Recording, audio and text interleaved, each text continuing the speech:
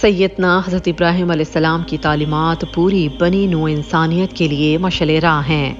دین اسلام دین ابراہیم کی ہی دوسری شکل اور تشریح ہے۔ ابراہیم علیہ السلام اللہ کریم کے وہ بزرگ پیغمبر ہیں جن کو ہر سال مسلمان باقاعدگی سے 2 یا 3 دن تک مسلسل یاد کرتے ہیں اور ان کے اسوہ ابراہیمی پر عمل پیرا ہو کر قربانی کی سنت ادا کرتے ہیں۔ عہد عتیق کے سفر تلوین میں ہے کہ ابو الانبیاء حضرت ابراہیم خلیل اللہ علیہ السلام 10ویں سلسلے میں تھے اور آپ علیہ السلام کلدانیوں کے شہر اور میں پیدا ہوئے۔ یہ وہی شہر ہے جو ولایت حلب میں وقار کے نام سے مشہور ہے، جبکہ بعض تواریخ سے معلوم ہوتا ہے کہ آپ علیہ السلام کوفہ کے شہر کوئی میں پیدا ہوئے۔ سفر تلوین سے یہ بھی معلوم ہوتا ہے کہ اللہ تعالیٰ نے حضرت ابراہیم علیہ السلام کو جب ان کی عمر 99 سال تھی بشارت دی کہ وہ ان کی نسل کو پھیلائے گا اور فلسطین کی سرزمین میں آپ علیہ السلام کی حکومت قائم کرے گا، اور ان کا نام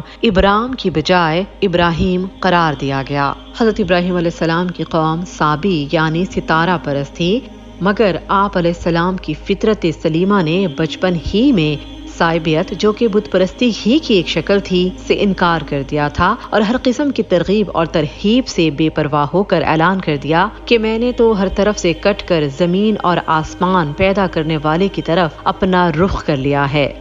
میں مشرکوں میں نہیں رہ سکتا۔ حق پرستی کے جرم میں بادشاہ وقت نے آپ علیہ السلام کو آگ میں ڈال دیا، مگر بحکم الہی وہ آگ آپ کے لیے ٹھنڈک اور سلامتی والی بن گئی۔ اپنی قوم کی ہدایت سے مایوس ہو کر آپ علیہ السلام نے عراق سے شام کی طرف ہجرت کی۔ شام سے آپ علیہ السلام اپنی بیوی سارہ کو ساتھ لے کر بغرض تبلیغ مصر گئے۔ مصر سے پھر شام لوٹ آئے اور وہیں قیام فرمایا۔ شام کے قیام کے زمانے میں جب آپ علیہ السلام بوڑھے ہو گئے تھے، حضرت ہاجرہ جو کہ آپ علیہ السلام کی بیوی حضرت سارہ کی باندی تھی اور جنہیں انہوں نے آپ کو ہبہ یعنی گفٹ کر دیا تھا، اور آپ علیہ السلام نے ان سے نکاح کر لیا۔ ان کے بطن سے حضرت اسماعیل علیہ السلام پیدا ہوئے۔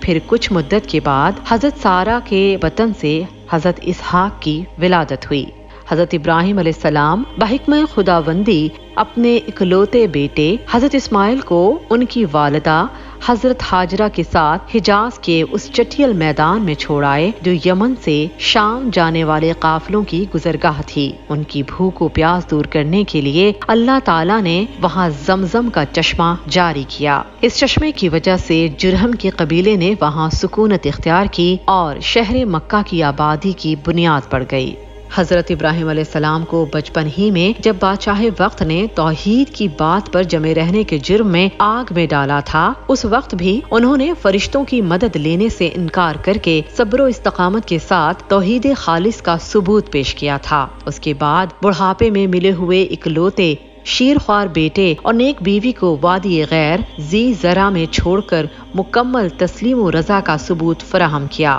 اسی پر بس نہیں، جب وہ بیٹا قوت بازو بننے کے قابل ہوا تو خواب میں اللہ تعالیٰ کے حکم اور اشارہ پا کر اسے بھی اللہ کی راہ میں قربان کرنے کے لیے آمادہ ہو گئے۔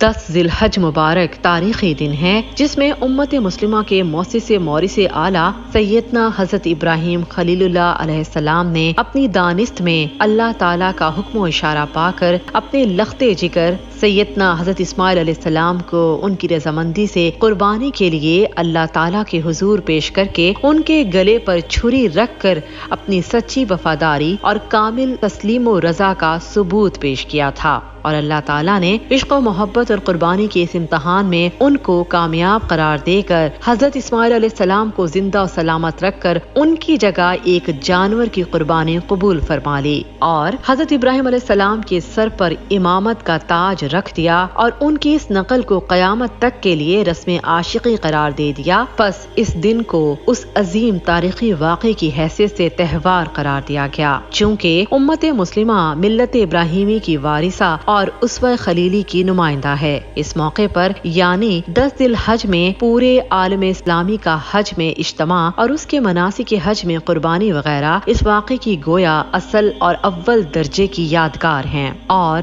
ہر اسلامی شہر اور بستی میں عید الاضحیٰ کی تقریبات، نماز، قربانی وغیرہ اس کی گویا نقل دوم درجے کی یادگار ہیں۔ انہی وجوہات کی بنا پر اس دن کو یوم عید یعنی عید کا دن کہتے ہیں۔ یہاں پر ایک اور بات بھی قابل ذکر ہے کہ جب حضرت ابراہیم علیہ السلام نے اپنے بیٹے حضرت اسماعیل علیہ السلام کو ذبح کرنے کا پختہ ارادہ کیا تو بعض روایت سے پتہ چلتا ہے کہ شیطان نے 3 مرتبہ اللہ کے خلیل کو بہکانے کی کوشش کی، جس پر انہوں نے ہر مرتبہ اسے 7 کنکریاں مار کر بھگا دیا، اور آج تک لاکھوں مسلمان ہر سال اسی یاد کو تازہ کرتے ہوئے حج کے موقع پر مینا کے میدان میں جمرات پر کنکریاں مارتے ہیں۔ حضرت ابن عباس رضی اللہ تعالیٰ عنہ سے منقول ہے کہ اس طرح کروٹ کے بل لٹایا کہ پیشانی کا ایک کنارہ زمین سے لگ گیا، اور اس کے بعد حضرت خلیل اللہ نے نبوت کا پورا زور ڈال کر چھری تیز کر کے اپنے رب کے حکم کو پورا کرنے کی ہر ممکن کوشش کی، لیکن دوسری طرح چھری کو یہ اجازت نہ تھی کہ حضرت اسماعیل علیہ السلام کا ایک رونگٹا بھی کاٹے، جیسا کہ مفسرین نے لکھا ہے کہ اللہ تعالیٰ نے اپنی قدرت سے حضرت اسماعیل علیہ السلام اور چھری کے درمیان پیتل کا ایک ٹکڑا حائل کر دیا، اور یہ باپ اور بیٹے یوں ہی اللہ تعالیٰ کے حکم کو پورا کرنے میں مشغول تھے۔ اگر آپ کو ہماری ویڈیو اچھی لگی تو لائک کریں اور اپنے دوستوں کے ساتھ شیئر کریں تاکہ ہم ایسی ویڈیوز آگے بھی بناتے رہیں۔ ایسی مزید ویڈیوز دیکھنے کے لیے ہمارا چینل سبسکرائب کریں، بیل آئیکن کو لازمی پریس کریں۔ شکریہ۔